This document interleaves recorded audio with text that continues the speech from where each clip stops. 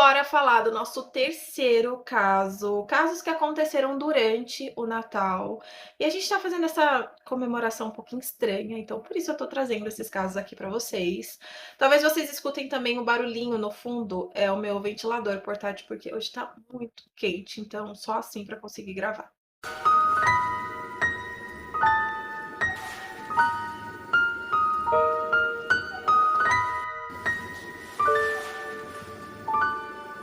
Quando a gente pensa em Natal, logo vem na nossa cabeça luzes, presentes, a família toda reunida. Mas o que aconteceu em 1987 é o completo oposto. Um homem matou toda a sua família. E eu selecionei 4 casos, eu já contei 2 na semana passada, vou contar esse, falta eu contar mais um, mas eu acredito não, é absoluta certeza. Desses 4, esse que eu vou contar hoje é o pior. E o nome desse homem é Ronald Simmons, e hoje você vai conhecer a história do massacre que aterrorizou os Estados Unidos. E o Ronald parecia ser o típico pai de família, rural, silencioso, isolado e extremamente possessivo com a família. Por trás dessa postura, ele era um homem abusivo, controlador e cheio de ódio. Em 1981, ele fugiu com toda a família para o interior do Arkansas, porque ele estava sendo acusado de incesto. Sim, ele abusava da filha dele. E foi lá que ele construiu o Forte Simmons, era uma casa de madeira cercada por sucata, e lá ninguém podia entrar ou sair, as pessoas naquela casa não trabalhavam sem permissão ou faziam amizades. Então ele mandava completamente. E é aqui que a gente chega no ponto mais macabro da história. No dia 22 de dezembro, ele acorda super calmo, aparentemente normal, mas na verdade ele estava armando uma emboscada. E quando a sua esposa Beck e o seu filho mais novo, o Jenny Jr., chegam da escola, ele mata os dois com um tiro na cabeça. E ele arrasta os corpos até um poço de água que ficava atrás da casa. E em seguida, os filhos vão chegando até a casa e ele vai matando um por um. Houve discussão e não houve brigas, eles iam entrando e morrendo. E o mais macabro é que depois de matar seus 7 filhos, ele limpa a casa, coloca uma música de Natal e passa a noite bebendo.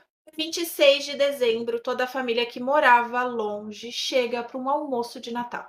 E eles vieram para trocar presentes, mas eles encontraram a morte. Quando a sua filha mais velha, a Sheila, entra na casa, o Ronald abraça ela.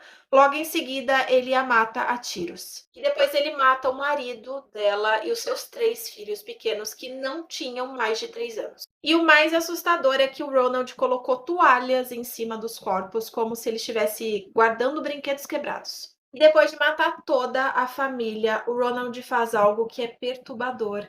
Ele passa a conviver com os cadáveres como se nada estivesse acontecendo. Ele limpa o chão, toma banho, se senta na mesa para comer, mesmo sabendo que nos outros cômodos existem corpos.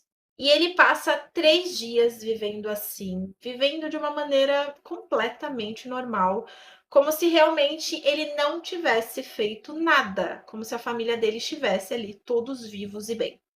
E os vizinhos alegam que viram ele indo no correio e indo no mercado, vivendo normalmente.